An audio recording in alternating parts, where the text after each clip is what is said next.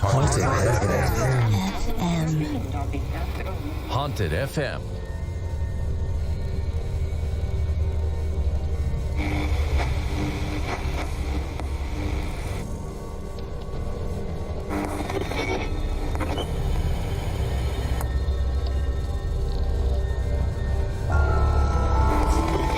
You were about to enter the criminal mindscape of Joel Rifkin. When you were strangling them, were you looking at them? Some I was, some I wasn't, some I was holding down, some I was looking out the window. Some I was just staring off into space. He brutally strangles 17 women, dumping bodies and body parts all over the New York metropolitan area. Joel Rifkin has told police he's a serial killer. As time progressed, he was killing more women with greater frequency and still getting away with it.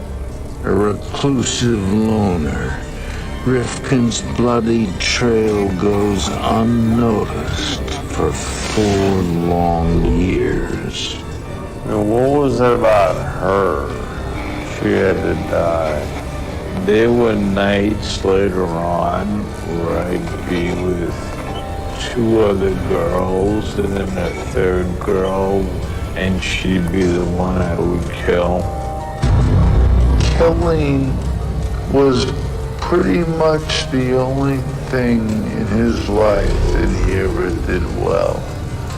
Now, a veteran FBI profiler enters New York State's largest maximum security prison and steps into the criminal mindscape.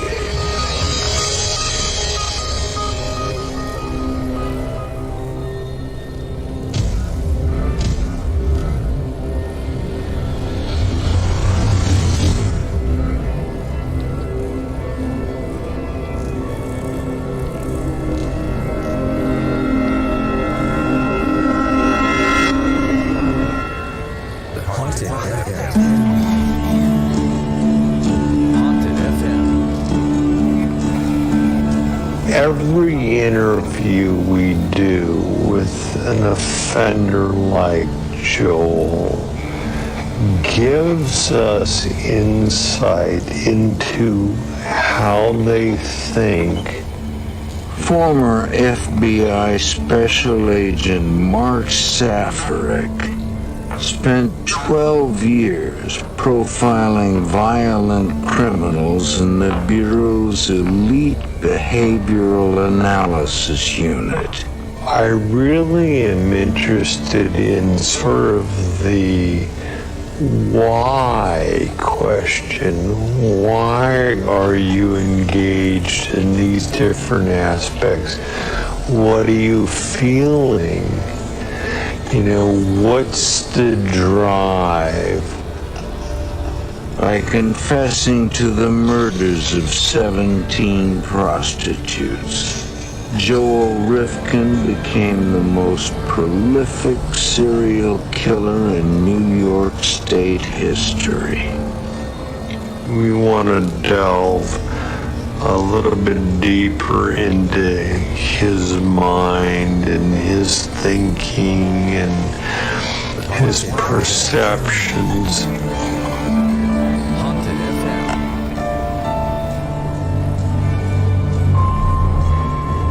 Rifkin is serving 203 years at the maximum security Clinton Correctional Facility in upstate New York. When Joel walked into the interview room, I got a general sense that he felt very tense. He was looking around. He felt a little uncomfortable, a little anxious. I appreciate you agreeing to talk with me today. Oh, thanks. Yeah. So, I know a lot about you, but you probably don't know much about me.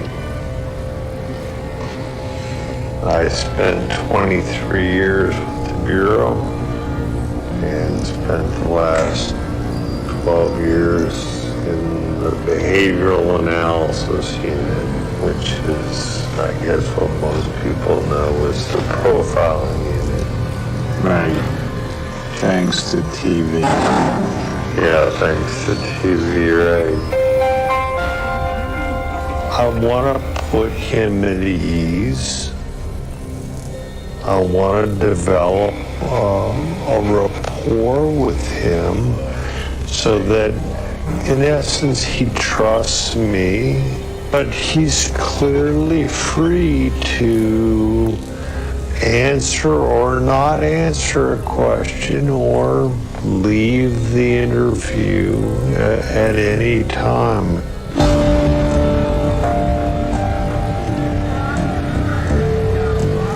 Rifkin's rampage began and ended at the home he shared with his mother and sister in East Meadow, Long Island.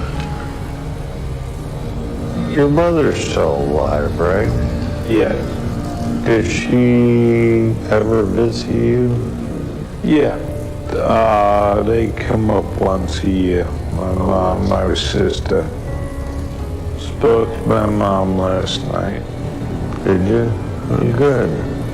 Does she know you're doing this interview? Yeah. She's not happy about it, but Why? she thinks it just stirs the pot, brings all the old stuff back up. Haunted FM. 34-year-old Joel Rifkin is a self-confessed serial killer on New York's Long Island. He may have murdered as many as 17 prostitutes. Rifkin's crimes come to light in June 1993 when he is apprehended by New York State troopers patrolling Long Island's Southern State Parkway. It was approximately 3 in the morning. We came across a pickup truck traveling eastbound that had no license plates on the vehicle. Rifkin is on his way to Republic Airport on Long Island to dump the body of his 17th victim, Tiffany Bresciani. Tiffany was a runaway from Metairie, Louisiana. There's a lot of girls that come to the big city and get lost and get caught up in the underworld, underbelly of it. And she was one of those. She ended up surviving by being a prostitute. He picked her up in the East Village, and they drove down to what used to be the New York Post parking lot. And he had trouble performing with her, which agitated him. Obviously, he began strangling her. Rifkin drives back to Long Island with Tiffany's corpse and puts her in the family garage. Haunted FM. It was so unusual for his sister or his mother to go anywhere near that garage, because the garage was very much like his room. It was all filled with his junk. 3 hot summer days pass before he gets around to disposing of the body. Okay, so Joel, the Bresciani last murder, she's decomposing. You've got her in the back of your truck. And where are you going? I intended to go out east and accidentally ended up exiting towards the city and drove past the trooper car. And then the Christmas tree lit up. And he just opted to take flight and hope for the best. I can't even imagine, knowing his personality, that there probably wasn't even much more of a thought process than that. It was just sheer panic. We reached speeds of up to 90 miles an hour. At one point, he put the truck up on 2 wheels, so the driver's side of the vehicle was actually lifted off the ground. And I thought he was going to roll it over, and it was going to be, over right there.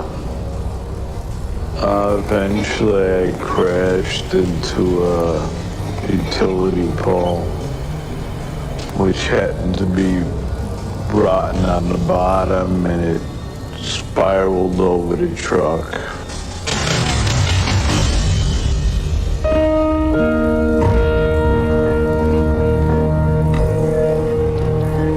We came running up to the vehicle, and he just put his hands up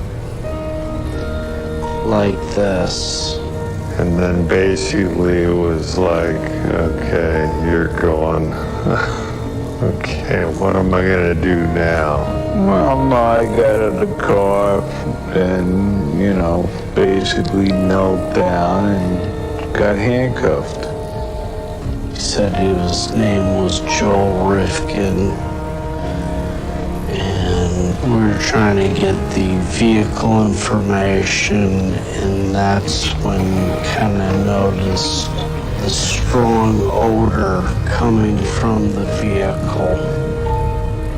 I had my window down, and I'd say within a half a mile of the scene, I could smell the odor of a dead body.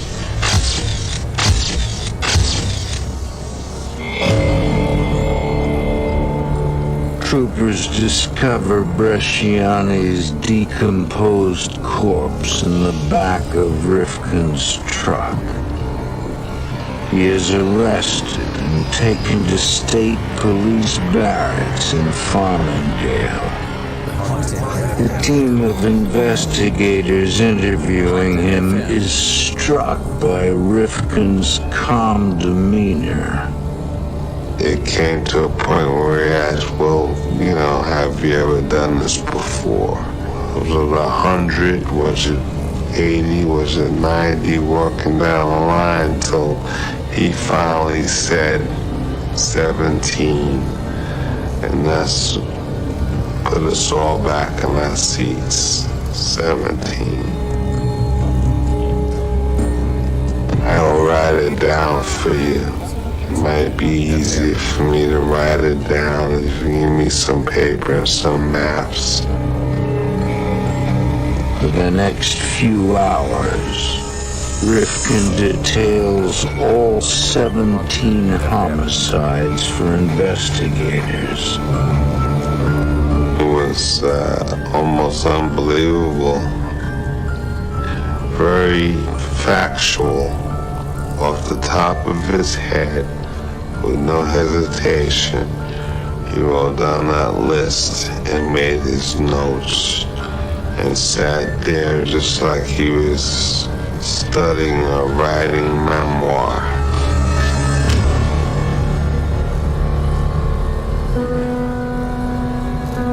Police obtain a search warrant for Rifkin's mother's house. They search his bedroom and discover scores of items that he collected from his victims. When he was alone and he felt the need to relive these experiences, he would take these items and they would remind him of the crime, and he would relive that sexual pleasure. Driver's licenses, jewelry, earrings, AIDS medication. There was just a trove of evidence which directly linked him to so many murders. And a lot of these murders the police were not even aware of. When you were strangling them, what were you doing while you were strangling? Were you looking at them? Some I was, some I wasn't, some I was holding down, some I was looking out the window. Some I was just staring off into space. Joel is a psychopath, which I think allows him to be successful at being a serial killer. That is, he doesn't have a serial killer. That is, he doesn't have a... Looking out the window. Some I was just staring off into space. Joel is a psychopath, which I think allows him to be successful at being a serial killer. That is, he doesn't have a serial killer. That is, he doesn't have a... Looking out the window. Some I was just staring off into space. Joel is a psychopath, which I think allows him to be successful at being a serial killer. That is, he doesn't have a serial killer. That is, he doesn't have a... Looking out the window. Some I was just staring off into space. Joel is a psychopath, which I think allows him to be successful at being a serial killer. That is, he doesn't have a serial killer. That is, he doesn't have a... Joel is a psychopath, which I think allows him to be successful at being a serial killer. That is, he doesn't have a serial killer. That is, he doesn't have a... Joel is a psychopath, which I think allows him to be successful at being a serial killer. That is, he